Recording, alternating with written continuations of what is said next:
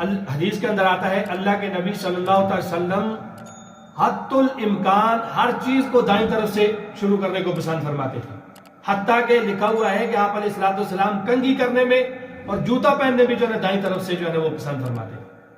اگر انسان نے سر کی جو ہے وہ کنگھی کرنی ہو نا، وہ بھی سنت یہ ہے کہ پہلے دائیں طرف کرے پھر بائیں طرف کرے، اور جوتا پہننے کے اندر بھی آپ علیہ السلام کی سنت یہ ہے کہ پہلے جو ہے دائیں جوتا پہنا جائے پھر بائیں جوتا پہنا جائے۔ آپ علیہ السلام حتی الامکان ہر چیز کے اندر دائیں طرف کو جو ہے وہ پسند فرماتے تھے۔ اس لیے محترم سامعین کرام، ہم نے کام تو سارے کرنے ہیں، ویسے بھی کرنے ہیں، لیکن ان کو اگر ہم سنت کے طریقے پر محترم سامعین کرام کریں گے، اگر ہم نے قمیص جو ہے وہ پہننی ہے پہلے دایاں بازو پہن لیں پھر بایاں پہن لیں، آپ کپڑا بھی پہن لیں گے سنت پہ عمل بھی ہو جائے گا۔ اسی طرح اتارتے وقت پہلے بائیں جو ہے نا وہ بازو کو نکالیں پھر بائیں بازو کو نکالیں، کپڑے آپ کے جو ہے نا ویسے بھی اتر جائیں گے، سنت پہ عمل ہو جائے گا۔